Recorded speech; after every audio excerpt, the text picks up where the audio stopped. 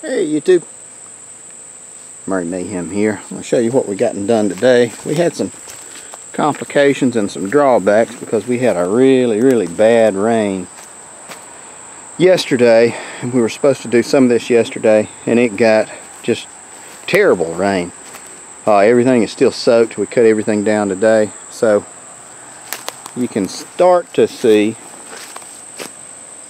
the dimensions that we've got to work with all the way back there, as far as having the pen for whatever critters we decide, feed critters we decide to put out in here, chickens, hogs,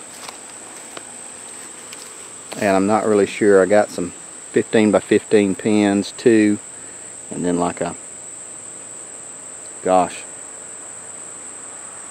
probably a 40 by 20 pin right there, and then a pin on the other side as well, and then this large area, and it's all enclosed and fenced in. But you can start to see what we've done, and we did this in about 5 or 6 hours, and we trimmed enough to where we actually have some daylight back here. There's still kind of a halo. I've got a halo. But there's still kind of a halo around the camera because it was inside the house in the AC. So you'll have to forgive that. So more to come. There we go. That's a lot better. It looks like I'm going to have to get some lens wipes. Some anti-fogging lens wipes. Yeah, how about that hair too? It's been a long day. So we got a lot of this stuff cut down. Did this about noon, and then cooked a bunch of shrimp, potatoes, and corn with Creole seasoning. Cooked them outside and threw everything on a tarp, and it was good eating. We've still got a bunch more stuff to cut. Just going to get all this stuff burned.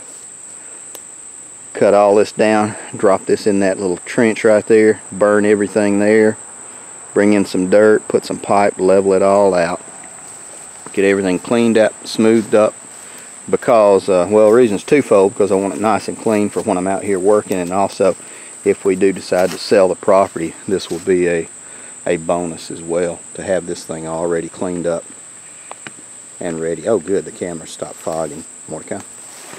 And there we go, and you can see the storm has really filled up the creek back here, which is fantastic.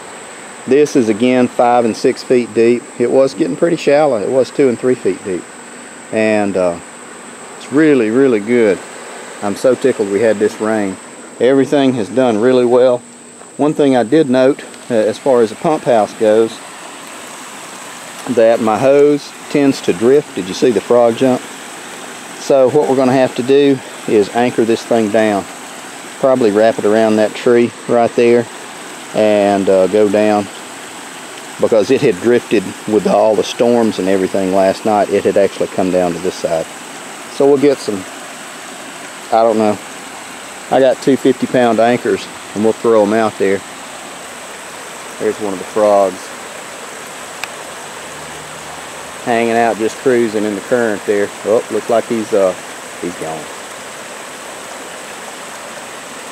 So it's nice to see frogs. That's a good sign of how healthy the water is. And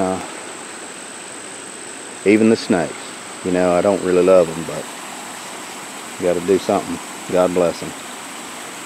Hopefully the beaver will come back out here after a day or two and fill this thing back in, and then we'll come back up. Let me spin us around here. Thanks for watching, guys. Thanks for subscribing. I really appreciate it. This thing's doing famously. I am going to have to put some kind of door on it because the rain did come inside.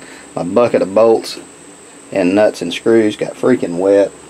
So I'll have to pull everything out and oil them, because there's nothing worse than rusty nuts and bolts. Nothing worse than rusty nuts.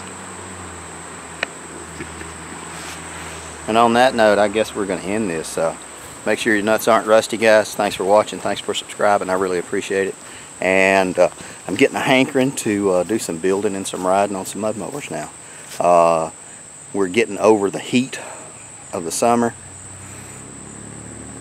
Doc Sprocket, take a look at his build. Man, that thing's great. On his latest creation. I love that. And like I said, I'm getting a hankering to do some building and some riding. So we're about to start back doing some building again. Y'all go make some mayhem.